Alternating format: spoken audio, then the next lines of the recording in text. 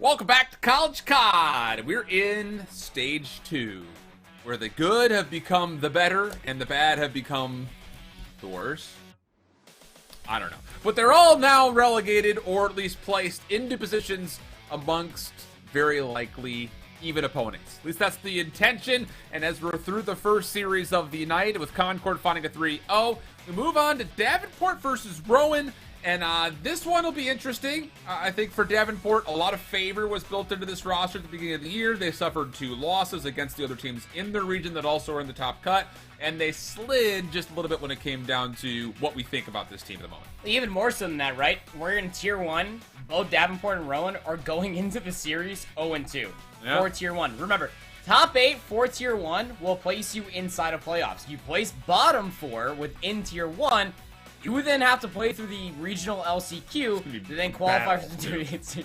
Look, almost about 300 colleges signed up. We already knew it was going to be battle for its own self. Now we split things up regionally, and things are that much more of a gauntlet for a lot of these teams to be able to run through, especially through Stage 1, where every team was just like, oh yeah, you know, we lost one of the better teams in the top 25 rankings. Now you put yourself in a position, especially for Davenport, as well as Rowan.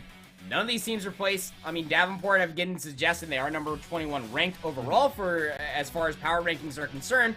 Will have a certain haul against a very desperate Rowan Esports into this matchup. Yeah, very much so the case. And, you know, the thing about it is, you know, they both found themselves, I would say, in the more difficult blocks of this Northeast. That's fair. For Davenport, you had to play up against Northwood, who was expected to sweep through their group, and they did. Yeah. The biggest thing, though, was watching the Davenport versus Michigan game. That was a Map 5 thriller. So you look at the head-to-head records, it's not clean by any stretch of the imagination, not just in the fact that both of them are 9-2, but it's not the fact that they just lost 0-3 or 2-3 here or there. They dropped maps versus other opponents in their region, which I think is where a lot of people looked at Davenport and said, oh, wait, hold on a second, because against the other top-tier groups, they've only lost 6 maps. So in total here, you're looking at 10 total maps that have been lost. So they're dropping maps to other teams that they really shouldn't have been dropping maps to. I've casted a handful of those matchups too, Alan. And the one thing that I've recognized for Davenport, we can take a look at the roster as well, is that when you think about these 4 players as a whole, Gecko, North, Thrax, and Sheldon, is that you're mostly hindering off of one player alone. If you're a fan of, I guess, amateur Call of Duty as a whole, you'll recognize Anthrax's name. And you're more or less just playing off of the one X factor that is Anthrax. And when you end up really relying on this one player, this Davenport Panthers roster, specifically in earlier matchups in Search and Destroy and Hardpoint, hell, even before Control came around, they were discombobulated. Yeah. All of their hits were just all over the place, just kind of relying on Anthrax to be able to find a 3-piece in the back. You cannot always rely on that. Now, they were able to rectify at least some of those mishaps going in towards their later half of the first stage. But how is that going to stack up against this Rowan Esports roster? You would assume that it's going to stack up pretty darn well. Because so. For Rowan, you know, this is a roster that, you know, this team played last year, we'll say that much. And there were some moments where we saw them on stream, it was like, hey, you know, Rowan looked all right. You know, they're competitive, they're hanging out. But this year, they got smashed by both Rutgers and Stockton. 0-3 losses to both of them. And that loss to Stockton was like that's a tough one to swallow. Yeah. Jester, Soapy, Sosa, Mikey Buff. And the thing about it was, like, that particular opening division in Stage 1 of the Northeast was like, it was the Rutgers division. There's nobody else in it. So Rutgers, you expected to go flawless. And then it was just a question of who else was going to come on through. So for Rowan, at least you've made it to this point. But finding a win in this Northeast is not exactly easy to come by. Because you're looking at a couple of great Canadian schools in McMaster, Brock, and Western. And then at the top side of the Northeast, you've got Bay State. Yeah, you're not winning a map against them. Imagine. And then New Haven and SoCo have also looked pretty all right. So I think this is going to be a really difficult journey for Rowan. Especially considering that you just came off of a Northwood game where the assumption is you probably got beat up pretty bad there. So got to play recovery in this one versus Davenport. You don't feel great about that, I would say. Yeah, and again, you know, I go back to talk about how the bottom 4 teams will essentially get relegated to play through the LCQ, the regional last chance qualifier for playoffs. This very much so could be the difference maker whether or not Davenport or Rowan could end up either being a top 8 team or bottom 4 team. I think that's probably more poignant just for Rowan's standpoint. Yeah, I agree. Because like Davenport, you expect them to win the match like this. You feel expect like them that to Rowan beat have a lot more to Stockton. prove. Yeah, I agree. And I think when it comes down to like, you look at the 12 total teams that are in this top tier cut, I think the argument for Davenport to get top 8 is very easy compared to Rowan getting top 8. Yeah. No, I agree wholeheartedly. Because, I mean, look, at the end of the day, I mean, even as far as the committee is concerned, I mean, I'm not a part of the committee. I know that you have access to the Discord. I don't vote. I'm right. just there for the memes. Until I've got full stats, I'm not voting. There's no point to, right? But I mean, at that point going forward, like, you have, as far as a regard for Davenport to still be a top 25 team, Rowan are one of those teams and rosters that even when we were going through stage number 1, we were like, look, you got something to prove. And I feel like every single time that Rowan came up in the conversation, we were like, look, you still got something to prove. Yeah, for real. And this is that proving point to be able to knock off Davenport from that block would be the step in the right direction. So, I guess I'm kind of curious, because I think everything you're saying has got a lot of validity, but I'm kind of questioning, are you looking at this as like Rowan needs to win here to prove that, or are you expecting them just to try to keep it close? Not only do Rowan need to win this to be able to beckon to be a top 8 team, especially in a very stacked Northeast Tier 1 cut, but to also be able to solidify themselves as a contender as well. I'm in a different school of thought. I don't think they need to win this matchup, but I do need to be inspired by this matchup. Because I'm looking at, like, Western, Brock.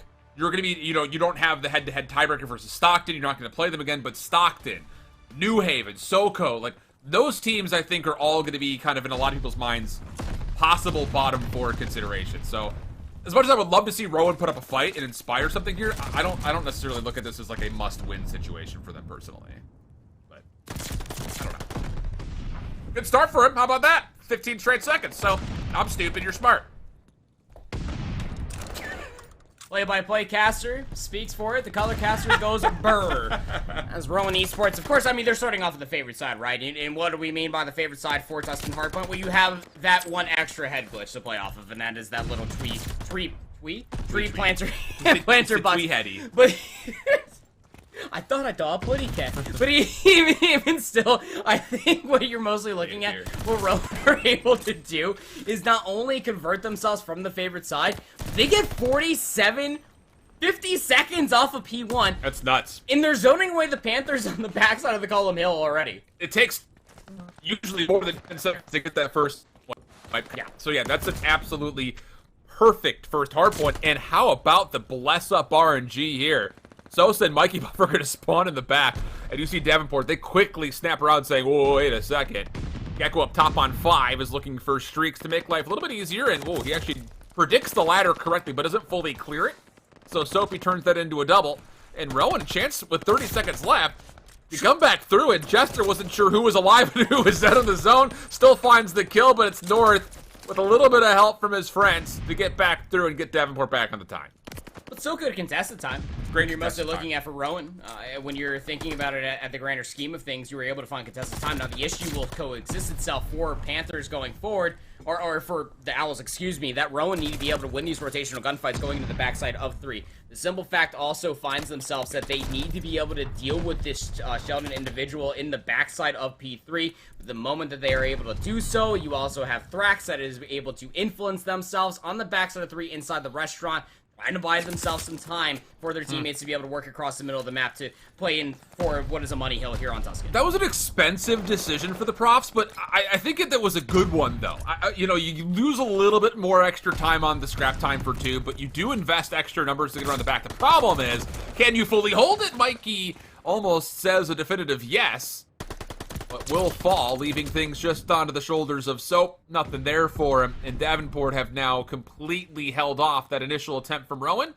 But the problem is they do not lock down the scrap. I say problem, I don't really mean that in its full definition, as obviously the consideration here for Anthrax and the Panthers is to get around the back. They've missed Sosa, but Sosa kind of in the same breath has missed Davenport on this rotation. We'll get a 50-50 battle for the Church.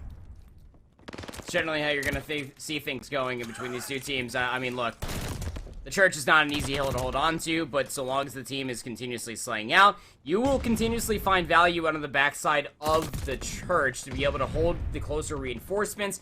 Gotta be able to at least play your life is Gecko over by Grass. That'll be able to force all of Rowan Esports towards the middle of the map into the waiting arms of Sheldon from the front side of Church. Rowan needs something soon.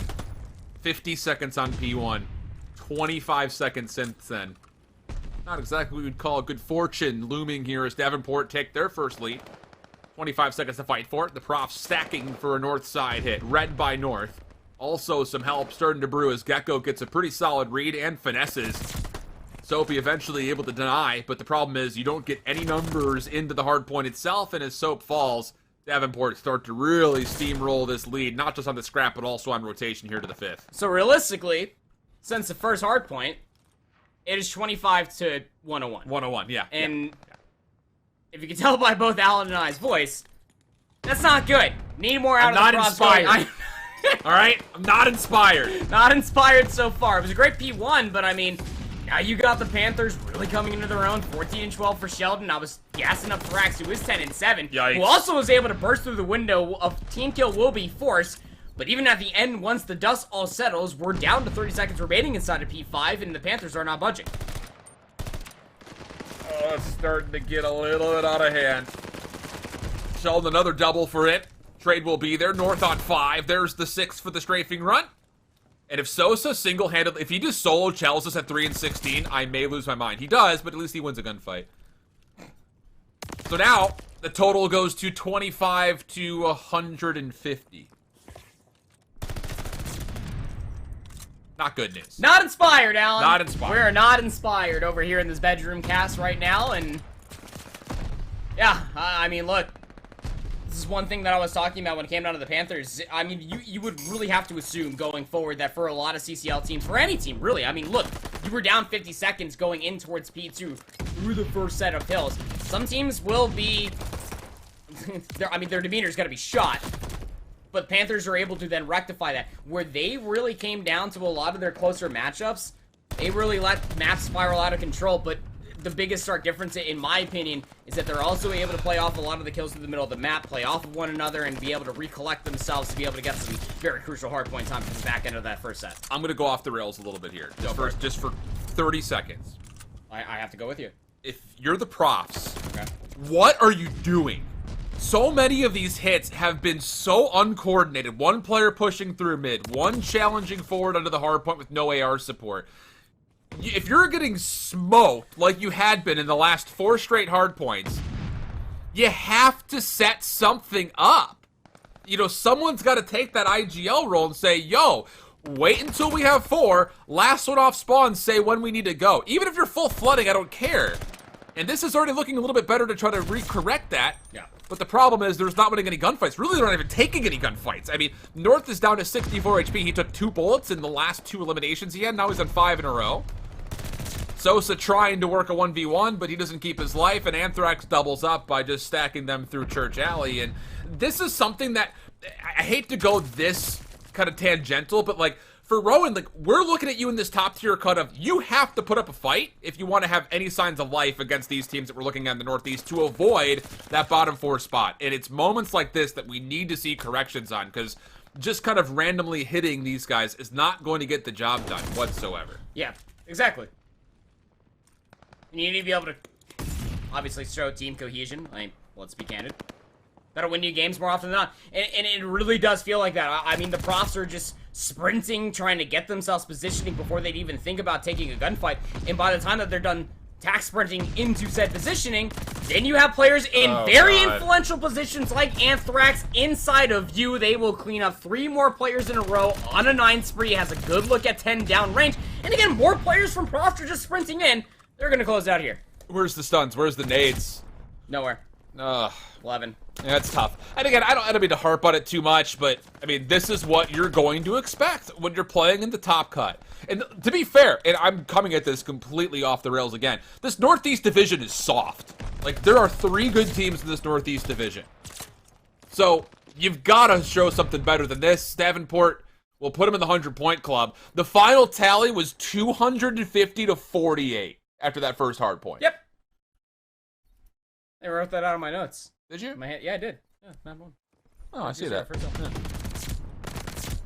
I mean, that's the biggest takeaway. Again, that even off of that first hill, I mean, if you're looking at it from Rowan's perspective, I mean, what are you even talking about inside your Yeah. comms at that point? That you're just saying, like, look, we absolutely bulldoze them in the first hills. I mean, we're just gunning it down, so let's just try to continuously run at them and put ourselves in a position where we can continuously run over top of them. But the issue about running is you also have to be able to gun at the same time, and one was happening, the latter was not. Think about what happened, though, why that first hardpoint was successful.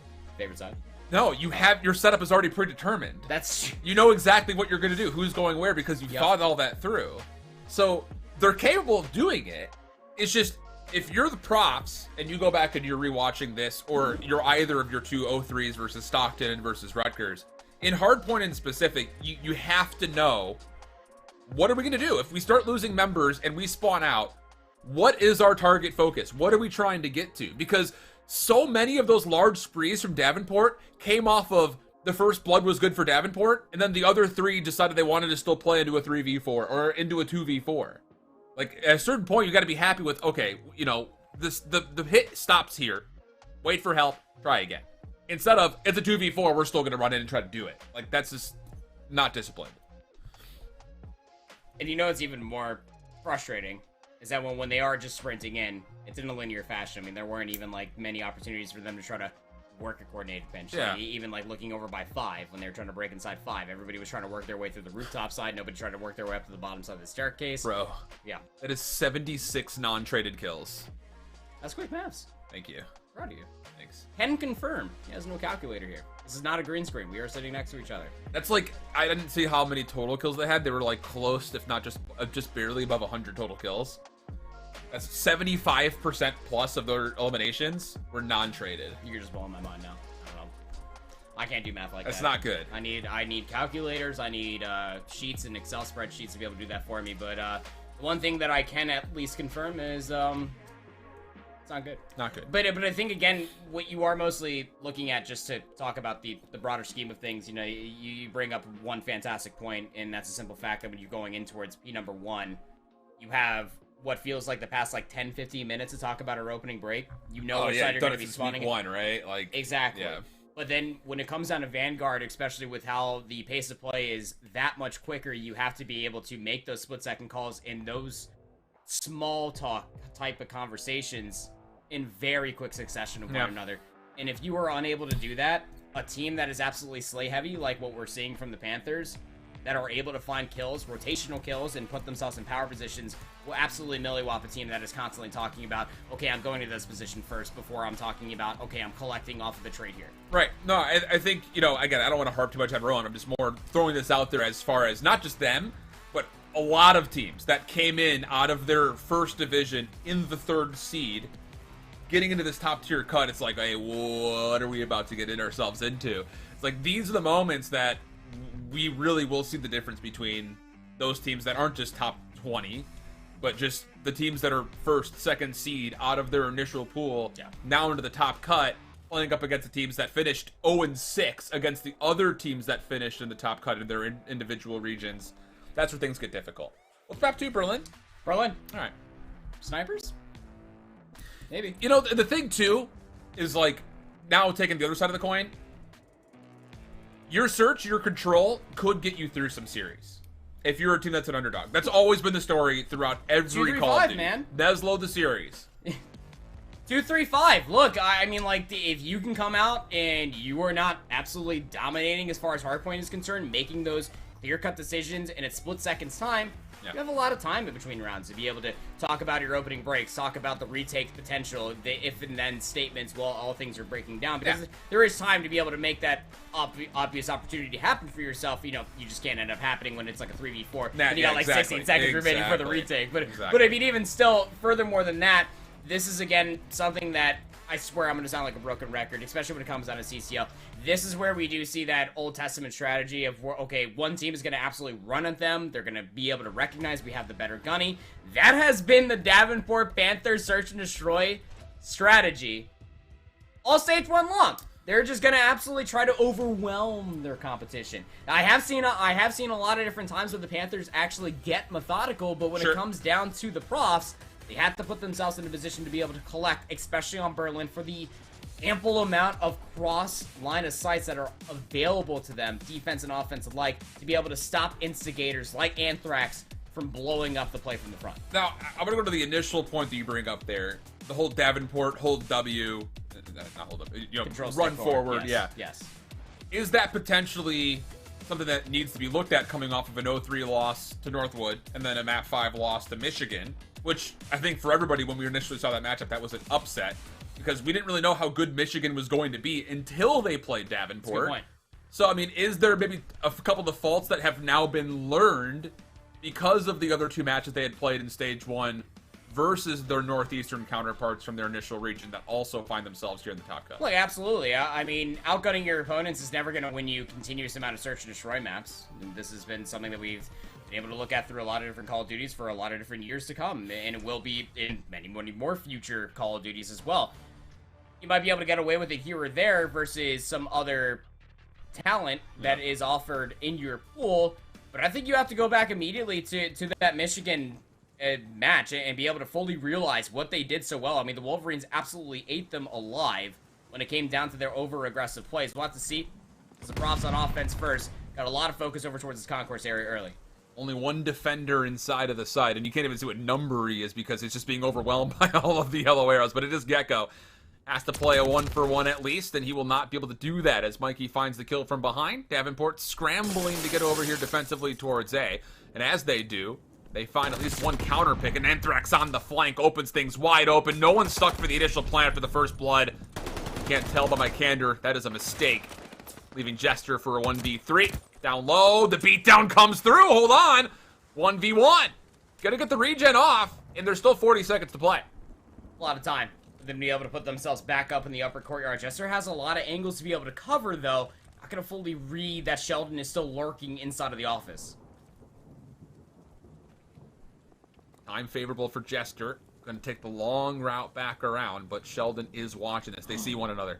Now it's down to the gunfight. Sheldon tries to slide forward. You want to talk about your good old-fashioned ego chow. There it is right there, and Rowan do shut it down, and it's a 1v3 to find the first round here for Jester. I mean, the simple facts, look, ain't no shot punch in Vanguard, right? To be able to get punch. Yeah, sock 'em roppin' operators, I guess. As it may be, as at least Jester is able to come alive to be able to find that 1v3 there at the very end.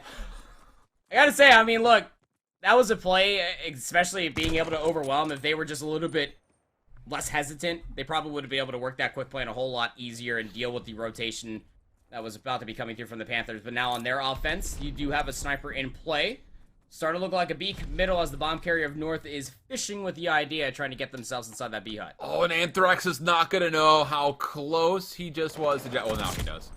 And he gets the kill before Jester can convert first blood. Also, the long-range shots are perfect onto Soap. Sosa there for the trade, and once again, the bomb is just making its way forward. So for 2v2, the Profs are not necessarily in a bad spot to try to contest this. Pardon me, 2v3. The only issue going forward is that you know that one of the players for the Profs have to work their way into the backside, clear out the docks building. That player is going to be Mikey Buff, which Gecko deals with them. Now Sosa has to deal with this from the front in a 1v2. You'd be able to get some timing onto the final player. Hold on a second. 1v1, 26 seconds remaining. Back-to-back 1v3. Sosa, get inside the door, please. He gets away. The pistol shot does not connect. Sosa rewraps. Sheldon still holding the pistol. 9 shots remaining. Sosa for the 1v3. No! Turned aside. It's the pistol to get the job done, but nearly back-to-back 1v3s for the Profs. Does he get a punch off here? No, it's just straight pistols. Wow, that's tight. If I saw another beatdown kill right there, I would have lost it. I know it, right? Sure we're not a Treyarch game? There's no shot punch. I know for a fact we're not in a Treyarch game. Davenport, though, able to collect. Although the Profs, I'm not going to lie, I mean, they gave themselves a real good opportunity to be able to, in multiple 1v3 situations. Jester does it in the first, so almost able to escape with that in the second. These battles versus the doors and the windows, I'm telling you, in Berlin is, you think you're just battling the enemy players? No, you gotta also worry about the doors and the windows as well. Soapy does break out the Kar 98K. The only issue going forward is that you're really relying on the players from the middle of the map to at least find value, of which it all comes up in red. This is trouble. Soap now in a very precarious position. More so is actually Mikey, who's going to have to hold on to the site. He does not have an exit. Gets a little bit of space to work with backside docks, but that's found by North. And yep, eventually the barrels blow him up. Pistol comes through. Surely not another 1v3 look. Almost. But Anthrax keeps that one very much so uninteresting. Sure. 2-1 goes to count. Lucky that it's still 2-1 at this point. Really from either side. It very well could be 2-1 the other way if Rowan could have just finished off that last 1v3 the last round. Could be 2v1 or on the opposite side. Could be a 3-0, honestly, a 3-0. for Davenport. For almost narrowly walking away with that first round. I mean, again, a 1v3 from Jester. It's very rare that you're able to count that out. Ego Chalice aside. We'll have to go back to a podcast to talk about how that round could have played out differently, I guess. But Panthers able to find value not only in working their hand aggressively on their offensive terms, but also finding a lot of value through the middle of the map, getting trades and working off these pressure points. Now 4 players strong, trying to work their way out of the backside of the concourse. 2 defenders are here, though. Jester gets information and can get away. That would make things easier. He got the info, but he could not get away. Mikey only gets 1. Technically speaking, he did his job. Nice nade over the top. Goodness, that landed right in the corner. Sosa throws that one from fire. Now rewraps back over to lobby and sees North. Good shots to come through. Stun will not finish the job, as I believe it actually was returned to sender. But over the top of the bomb site, another opportunity. You got to take this Chal in well. That's unfortunate. Had him tagged down to critical HP, just couldn't find the last shot needed, and with that, Davenport go up 3-1. That is a very much rehearsed nade. Color me impressed from Top Fire. I love my set nades. That's a good one. I'm going to have to go to the lab and figure that one out. But it's probably not as hard as we think it is. No, probably not. You're probably looking right at it. But it looked cool. It did look cool. It did look cool. We showed up in the kill feed, and looking at the arrows, it looked cool. But yeah, Panthers able to at least, again, force their hand over by A. We talk about Jester in that very aggressive position on the over back concourse stairs, at least going 1-for-1, getting the information, getting away with your life. You have to absolutely stun check that. Sosa will do it this time around on the offense, but 2 players here defensively for the Panthers. Okay, Jester, right on into the danger zone. Unfortunate thing is Mikey falls. Gecko turns it into a double, wanting the third. As Soap locked down side office and the help. It is a plenty. And outside of that first round, or really every round so far, has been just dominated in the opening first bloods by Davenport.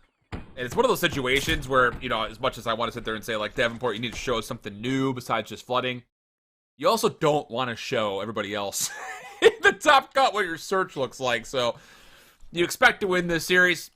You kind of disrespect the profs in a way by just flooding at him, and so far it's worked out largely for him. Yeah, look, I mean, barring a 1v3 from Jester in that first round, we could very much so be up on that point for the Panthers, who again are just finding value in aggression. You did a breakdown on this. The old lead the bomb and strategy. Yeah. Oh, gets me every time. Look at this aggressive hit coming through from Panthers, clearing out the lobby side. Yeah, they've completely got vacancy here at B.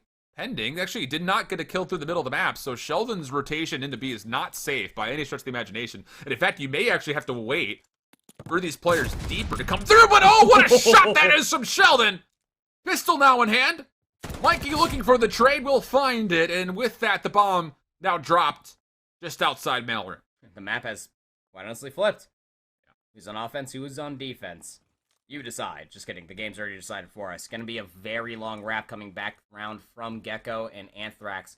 They have to clear the backside of the warehouse, especially knowing that they have at least the information that Mikey Buff is over top of the bomb inside a mill, but I don't think that they know that Soapy is truly back here inside the warehouse. They also don't have a lot of time to make this play happen either, which is a problem. All true. Yeah. So, I mean, look, that whole idea of get the early information off the snipe, back up, get the bomb, rewrap over, it hinges off of locking down mailroom.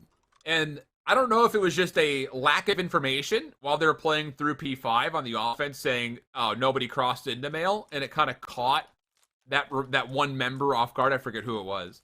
But that could have been maybe part of the problem there, because it looked like Davenport thought, oh, no one's in mail, we're just going to push through into fire, and little did they know there were actually 2 profs that were contesting mid-map. Stopping the bleeding ever so slightly. Rowan gonna go for the mailroom strategy. They're gonna leave Mikey Buff inside of the train side. I'll actually see Anthrax cross. Great shots coming through from Mikey Buff for first blood, giving you a nice numbers advantage. That will stall things out for the defense from trying to get aggressive further. Yeah, you gotta have an AR watching that cross if they're trying to get aggressive here. More beatdowns. Is that like the 4th one this map? That's 2 at least. Regardless, 53 seconds, 3v3. And Mikey's thinking about rewrapping this back over to A. Little does he know that after Gecko's beatdown, he has stayed planted in this A site. And actually, not even in the A site. He's down low, kind of holding a little bit of a credit quarter, just waiting for someone to cross, and he may get the benefit of that actually happening. Oh, wow. That is tight timing. I mean, the information's going to be there, but now on the opposite side, Soapy will buy some time inside of lobby. They will be cut down. 2v2 bomb will be planted. Information for Sheldon. He sees Mikey back off. The only player they're missing now is Jester, who's holding a tight corner. And you see that over the overhead. He's just hiding behind a desk. Everyone's hunting down Mikey. You know he's got to be playing from a clutch position deep. Sheldon tracks him down. Kill will be there, but Jester reveals himself by finding North at the exact same moment. So 22 seconds for the 1v1. Sheldon moving quickly. Back through glass. None of the panels have been broken. So takes a 1v1 over the top of the bomb site, and Jester clean on the shots. Gets Rowan a third round. We're back to within one. And that discretion that comes through from Jester again. I mean, what, they were laying on their belly underneath that desk for the entire round, pretty much. Well, not the entire round. Well, after the plant. What felt at least like 12 seconds. Yeah. And that is massive within its own self. Just to be able to, I'm sure, probably hear the continuous comms of Mikey just saying, they're chasing me. Look, I'm taking a one on the backside of P4, and they end up losing their life, then resurfaces to be able to find that kill. Now 2 rounds on the bounce for Rowan Esports. 1 round deficit. Be able to tie things up here for a piece, as the Panthers are trying to aggressively work their way over towards B. This is a big opportunity again for Sosu, who is in a very aggressive position to be able to maybe stop a player from trying to get their way inside the hut, but just as soon as I say it, Sheldon will gun them down. Yeah, there must have been some pretty good team comms coming through, because there were about 3 different nades that landed in or around Sosa's position. So good isolation. Sheldon turns that into a double by finding another member of Jester deeper. Soapy's really the linchpin for success here if you're going to retake this 2v4. He's got to find this kill onto Gecko, and then possibly even deny this post plant deep into your defensive side over through lobby, but they've missed a couple of the key timings here. So Soap tracks down one, can't finish the kill. Looking for where the trade could come from, and all this is taking up precious amounts of time. Goodness, that's some predictive well-being. Soapy only gets 1. It would have been hard-pressed to get the other 3. And I think even more than that as well, is that when that bomb plant comes down, I'm sure you were watching at the same point as me, Alan, is that you had Mikey just fully clearing out the backs of the warehouse. Nobody was. There was nobody there. Look, when you're trying to retake the B bomb site, how many times in your ranked games at home, how many times when you're playing wagers, regardless of when you're playing Surge and Destroy on Berlin, when you get the bomb plant over by B, there's probably a very annoying either Carnady AK or an Automaton. Hell, could be an MP40 with that effective range over inside of the warehouse, just ready to stop that defuse from coming through. So much guessing games coming through as now the Panthers find themselves up on that point. Double stack here, 2-2 split. Door will actually be creaked open, front side mail. Soapy should get that information, makes good use of it. Mikey also able to find first blood in that engagement as North responds. Gecko does the same. 2v2, bomb will be planted here at B. Both players now, both Gecko and North actually existing inside of fire. They might actually take this as an opportunity to try to clear things out together, but those are very tough shots. Gecko's going to take down Mikey. Now Soapy has to play this very clutch position, needs to be able to find this first. Can they lock it down? They sure will. Will the trade come through in time? Will Soapy get out with their life? As soon as they cross the street, they do not look both ways. You may not pass go. You may not collect $200. The only thing you're going to find is yourself down 0-2 in the series. I was hoping you're going to finish that off with, you will not, may not collect $200, and you may go down 0-3 in the series. I only speak of what I know so far. Oh, that's okay, right. Yeah. Right, well. I don't have my crystal ball. Do you own one? Maybe. I don't know if I kind of feel nervous after you said that. I don't know why. You want to see your future? No, I don't. I really don't. And maybe Rowan also doesn't. Hey, okay, we're getting, these are like the cringiest word plays that I've made in today. This is what happens when we're casting in the same room together. That's valid. Honestly, though, kind of evaluating over what we saw from Davenport, not much learned. You know, it really was kind of a we're out slaying you type of set plays. What out of the rounds that they lost, one was a 1v3, the other 2 were just kind of loosey-goosey, we're running at you styles, yes. And Rowan punished by just being able to kind of spread the map and find some good timings. But really nothing that really jumped off the page as far as like, ooh, Davenport did this, and that was cool. It was more of just set plays, set easy strats, day one strats that just found a lot of efficiency. It's just a lot of value in just relying on at least one player to be that instigator towards the middle of the map, and there was even a lot of those instances where it wasn't just one player. You know, you go back to the Panthers and what we saw through the multitude of stage 1 matches for them, and a lot of that was all hinging off of Anthrax being that one player. North has stepped up to a fine role, and Gecko, albeit playing a lot of those rounds with an automaton, was still instigating a lot of gunfights, was taking a lot of long-range battles where they understood where they were able to find themselves a lot of damage and a lot of gunfights from the dock side of the map, being able to continuously find Davenport Panthers in a numbers advantage. And once they ended up having that, I mean, they were more than comfortable to always have one player in an SMG role get their hands even more dirty. Yeah. And try to find that further hill to be able to get themselves that numbers advantage. And you get that liberty when you feel like you're just better than your opponent in the first place. You don't take the extra time. You just go right at it. So Davenport doing just that. 2-0 through the first 2 matches. We got Control coming up, but we'll join up with them after this short break. Don't go too far. Welcome back there, everyone. We are in the Northeastern region top cut, and it's all Davenport. Rowan having a hard time getting things going here versus the Panthers, and we move on into a Control where we need to start feeling, we asked for at the beginning, inspired. I need to feel inspired here. And so far, I've been marginally awoken. I don't even know what. Like dazed, kind of hazy, like you just woke up. Yeah, but like I'm like, it's more of like, I feel like I've only seen a little bit of clarity, like a little bit. Like I'm still lost in the sauce, lost in the haze. I need M. Night Shyamalan's The Mist to be cleared. Tuscan Control is going to be map number 3 for you all at home, and honestly speaking, when it comes down to Tuscan and all of its comfortness, I think that Davenport certainly have a paw up on the situation. Stop it. Just get out right now. Get out of your own house. I looked Get out. at his own eyes, raised my eyebrows, and leaned in and said pause. That's how you know how cringe I'm being at this cast at this current juncture of time. I think that it's one of those things, especially for Davenport, that you have to go back to that Tuscan hardpoint. Look, the Profs were up 50-0. Yeah. On P1. That map ended 250-98. Yep. Not good. It's not good. Not inspired. You know what I feel like? What? I feel like that ending scene from Saving Private Ryan, Great movie. where Tom Hanks' character gets shell-shocked. Yeah. And then he's trying to reach for the thing and then he gets shot. We're like one moment away from him getting shot on the bridge wide in the open. Like I'm waiting to like look at you and be like, Mike! You know what I'm talking about? It's good. It's a good scene.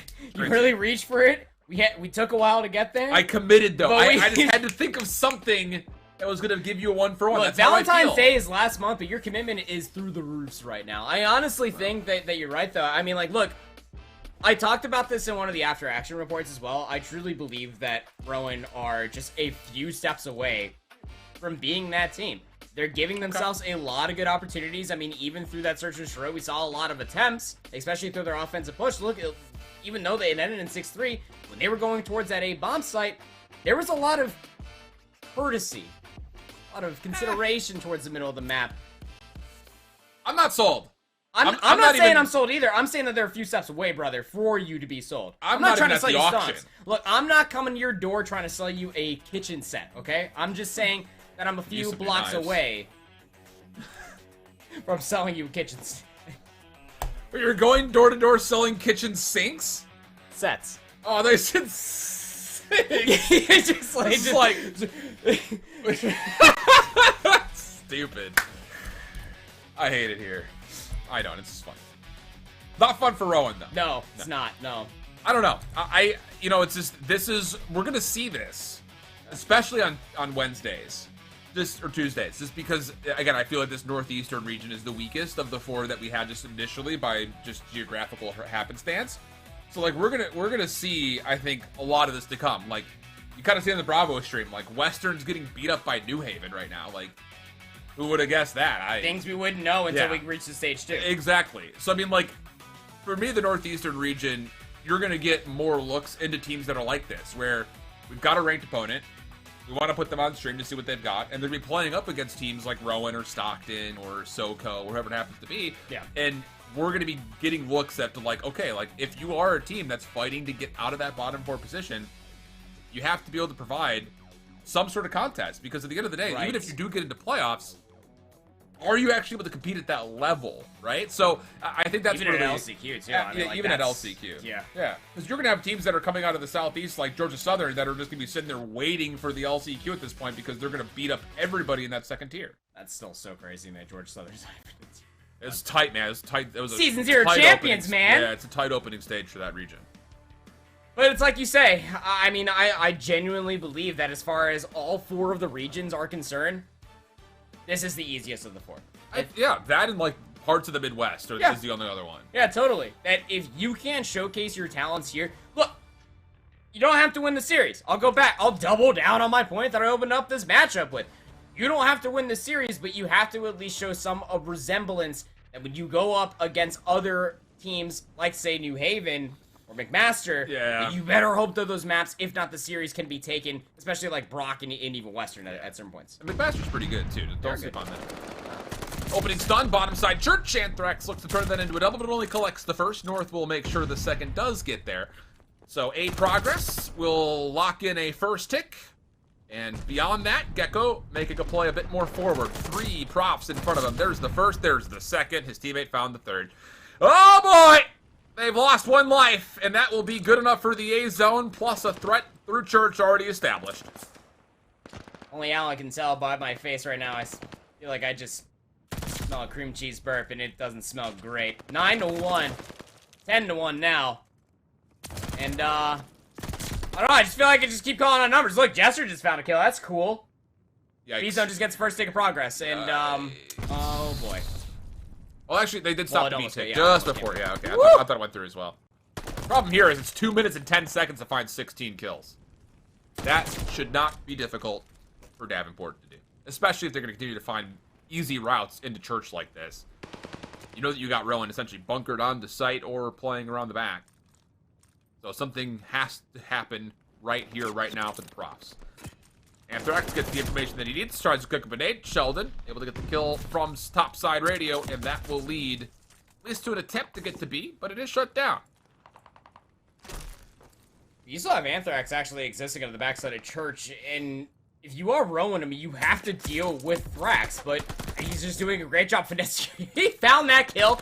I would have lost ball. Would have flipped my desk, and both Alan and I would have actually DC'd from this call. It would have been insane. But 19v11, you're mitigating the lives one at a time. The only issue is that it's still the time constraint that Rowan are on. 6 respawns remaining for them, and Davenport can just continuously play this as a team deathmatch. They can keep isolating these kills, find themselves in a trade area, and they will probably win this war of attrition here on the offensive round. You just got to keep your gun up. You know, you have to know they're on the front side of this control point. You've got to keep your gun up. You cannot be caught experting like that. Now as a couple of kills start to funnel, it's a 3 for 1. Make it 4. Now onto the B zone. Clock will stall. 4 lives remaining. Winnable. For Davenport. There she is. Wow. Oh boy. 16 life lead, man. I mean, like, it's through that opening rip again. When you just go back to it, there was 2 minutes worth of time on the clock. And it was, what, 29-20? Oh, no, I think they only had like 16 lives left after that initial breakout from Sorry, I blinked and I missed it. So I think that you're... Yeah, I think these are some of the similar woes of what we're seeing from Rowan going back to their hardpoint again. It's a lot of sprinting for position, not necessarily concerned with what that position might entail for their enemy team who's holding those line of sights, rather. But we'll have to see if things can get corrected for them here for their offense. No one's watching mid-map. Say that. Oh, sorry. Okay. Yep. There's the clear. Where does it come from? Mid-map. All that took was 1 kill for a full-on retake. They only drop 1 in the process. So Mikey's in a position to play through Church. He has to be able to communicate that he's going to be playing for a flank here. The rest of his teammates need to wait for this to happen. And Sosa does well to at least get 1 elimination from the front. Now Mikey steps on. Problem is the flank comes through. Gecko now turning his attention back over towards the front, and Mikey just does not expect the quick contest coming from the back. At least Jester is able to get the double with that second tick of progress. It's good today. The kill over by the Zig Hetty or Soap. That should be the A zone secured. And again, you know, this goes back to a handful of rounds that were won over by Berlin Search Detroit. If Jester does not find those 2 kills, you are probably looking at another respawn screen for Rowan Esports as we have 3 more eliminations go in quick succession for the Panthers in the middle of the map. Now it's Soap alive inside of radio. They have to hold the line going forward as now Rowan Esports have to do what is very difficult to do here on Tuscan Control and try to win a battle on 2 fronts. Got to set something up. Where are we trying to hit? Are we taking Church? Are we taking P5? What is it? Because we can't have these little 1v3s, 2v4s that we're starting to see pop up across the map. And at least for Mikey, he gets around the back. And he has to know that, okay, I'm staying here until my... You have to trust your teammates to get kills here. You cannot give up this position if you're Mikey. So he's going to be sitting idle for a moment. It's number 6 in yellow. The rest of his teammates trying to work from the front. It's Sheldon on 11 and 5. Gecko on 12 and 5. And, well, here we go. Now an opportunity to make this position through the backside of Church maybe turn into something. And as they do find elimination, the chance to re-flood around the back is looking good. Got the backside of Church. But now you also have to remember that a player has to get through Church. As Soap will try to make that play. They will be cut down. And look, you can exist on the backside of this column as much as you want. But if you're not able to get a player inside radio, to be able to influence their position from that B ramp, if not get up top patio, Alan, that player that's all the way in the back, I mean, absolutely nothing as Thrax just pieces 2 more together, 16 and 6 for them. We'll just quickly open the window, peekaboo, take down Jester in the middle of the map. Does have that strafing run to play with, keep it mind you, as we have 27 seconds remaining, no respawns remaining for Rowan, and... Oh, yeah. This is the same Anthrax that was on Sicario back during BO4? Pretty confident. Played with like Tusky in them? I only know one Anthrax. Okay. I was gonna say, because I haven't seen him play, at least he hasn't finished top 32 in Challengers yet, if that's the case. But he's moving, that's the only reason I asked, he's moving like Anthrax did back, you know, BO4 MW. I want to say he played with like Tusky and stuff like that. Moving like a veteran, for sure, for sure. Well, the kills will be there. As expected. Pretty desperate attempt there from Rowan in the end. And with that, now 2-0 up. Panthers 1 offense away, or just 1 round away, I should say. They're about to go into the offense. But 1 round away from finding themselves not just 3 in the series, but 3-0 here on the map.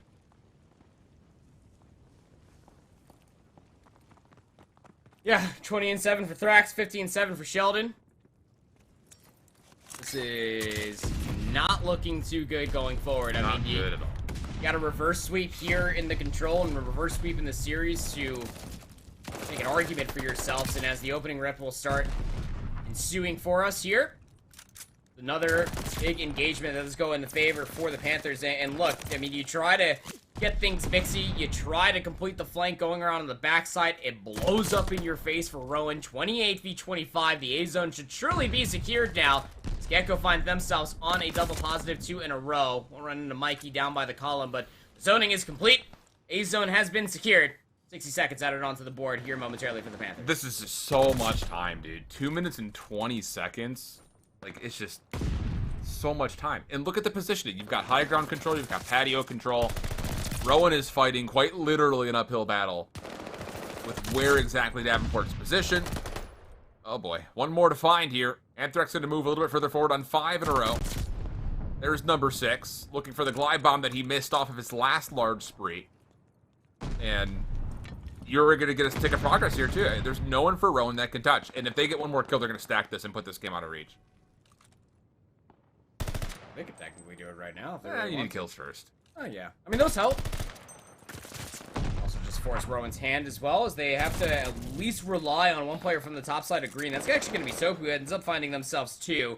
And they immediately get help from the patio side. That is going to be Mikey, but at least take down that last player over by map. So all of those kills start to come through again, mitigating the damage 1 kill at a time. Still down by a whole set of respawns. So should be able to get some information on a 1. Keeping their life would be the utmost important. Good trigger discipline there. And he's able to get away. That's even better news. Help is now there. Healthy is Sosa. Can't find even one of the 2 that we're trying to contest back through top side of bunks. So Soap off the regen, required to find his own trades. Well, I say his own trades, he hasn't fallen yet. 4 in a row. Number 5, no, eludes him just a touch. 15 playing up against 12. Good mitigation of life lead here by Rowan. And things getting a little squirrely here for Davenport. A little bit lackluster on what they're trying to hit from, and it's turning into a bit of a benefit here for the Profs, who've already killed well over a minute and 20 seconds of the time. Look, when they converted that offensive round, Alan, they found continuous pressure in the backside of Church. What is happening behind the tank? Oh, it was an elimination. It was an execution. Yeah. That's tough. I blame Ryan for not showing that. But anyway, it's 2 that he's missed. That's actually true. Yeah, it's not Sport's fault. Sport can do no wrong. I think what you're mostly looking at is now the Davenport Panthers just need to execute on one of their plans of attack. If they're not finding value on the backside of the Church, they need to be able to find value coming through from P5. And if you cannot find value on the 2 different fronts, well, then Rowan are just going to continuously collapse. Just 1 tick of progress is all that is essentially required. But trades will end up favoring Rowan if they had the lives to be able to trade things out. Now it's just a 2v8. And if you can tell by the counter of my voice, seeming like a 3-0. Get the brooms out here momentarily. Yep. Last one left is Jester. They know where he is. All right, Switchy. That was egregious. Last tick of progress. Looking like it's going to come through. Jester keeps it contested, though. Wait a second. Time is not exactly favorable here to Davenport. No way. Jester could absolutely do this. The thing about it is he has not depleted any progress yet. So if he misses a player, they could just step on and put this out of reach. You have to get this kill and then recontest. You have to recontest! You have to recontest! Win condition was there, but will not be able to do it. I don't know. We should have gotten that excited. They probably weren't looking at a reverse sweep in the first place. But I will say Davenport, strong all the way through. And again, it's just the non-traded kills, bro. Like, comparatively to the total kills they found, we'll see it here in a moment. But it's like 25 total kills, 23 of them non-traded. 21 total kills, 19 of them non-traded. Like, you have to be better at that. You cannot let that occur throughout the rest of this top-tier cuts schedule that you have, rather. So I just choked a little bit. I was trying to... Okay. Yeah, I'm good. Thanks. I think it's one of those things, again, like, it really does set the difference, not just from a team standpoint, from an individual standpoint. Being able to find multi-kills is one thing, but being able to find 1 kill and then preserving your life, that's why I kind of popped off a little bit when Soapy was up on top Church and he ended up finding that 1 kill, got some major trigger discipline, and then preserved their life to be able to then recontest from a different angle to be able to find themselves another favorable gunfight. As you look from top to bottom, again, 28-25, Anthrax, 23-19, 17-14, 21-19. So the largest differential between total kills and non-traded kills is 4. That's stupid. Yeah. It's just one thing that Rowan just... If they're... Besides, obviously, the John Madden comment of what you can improve on, winning maps is one thing. It's just about preserving your life. I find myself... And I'm sure you're going to say the same thing, especially in their respawns. Stop playing 2v4s. Yep. Coordinate a hit on one different front, whether you're trying to break a hill, get yourself a setup. Do it as a team. Don't do it as 2 separate teams. Doesn't work like that. It's one of those things that this is, again, just like an overall, like, overarching comment. Like, you have to know. I think one of the best things you can learn and one of the best things you can execute on, we've seen this across all levels of Call of Duty, by the way. Yeah. Especially in the CDLs. Like, you have to know when you take the L on the chin. Like, okay, we lost this moment. That's fine. Set up for the next moment. Right? Like, there are so many moments throughout the CDL where you get these looks where it's like, ooh, they just got beat up on this hold. Okay, your setup's completely crumbled. You lose spawns. You lose the hard point. What's next? Set yourself up for what has to happen next. If you have time to break, set up an actual break. If you don't have time to break, zone the next rotation. You have to be able to tally some foreshadowing of what's coming up next and how do we put ourselves in a position to be best when that moment comes. And you know what's a great example of that? Being down 0-50 on P1 on Tuscan Hardpoint for Davenport Panthers. Look, they were down 50 points off the first hardpoint to start off this best of 5 series, and what do? Set up for 2. Screw it! Put ourselves on the backside of P2. They ended up getting things mixy, going 2 for 2, finding themselves pinstripe kill feeds over by 2. They were playing for the future. They were like, okay, if you can end up winning the scrap, that's fine. You lose it, no big deal. We're playing for the future. They always felt like they were ended up putting themselves one step ahead, making sure that they were holding out for those contingency plans that need to coexist for if a team wants to be a championship caliber here in the College Cup League. Lots learned to do for Rowan. For Davenport, really not much learned there. I think it was just a comfortable series from the get-go. So, I mean, we'll see kind of what the rest of their schedule will look like as they go through, because there definitely are challenging opponents to wait them here in the Northeastern region as they look to finish things off. Speaking of finishing things off, we still have one more series to get to here before we finish off our first week of this Stage 1 cut. We'll have Queens Esports University going up against RIT. I believe that's a second-tier matchup between those two squads. So I hope they're evenly matched, and we'll get kind of a look to see what's happening below these top cut teams. Always a fan of RIT. They kind of, I'm not gonna lie, they kind of shook things a little bit more than a lot of people were expecting throughout Cold War. Looking forward to see what they can continuously do here in one of the lower cuts, especially for Vanguard. We'll see. That's the next match coming up. We will step away, and then we'll be back with some new casters and our final match here in week 7, 6, 7, 7, 7. Week 7. Week 7. Week 7. We're back after this.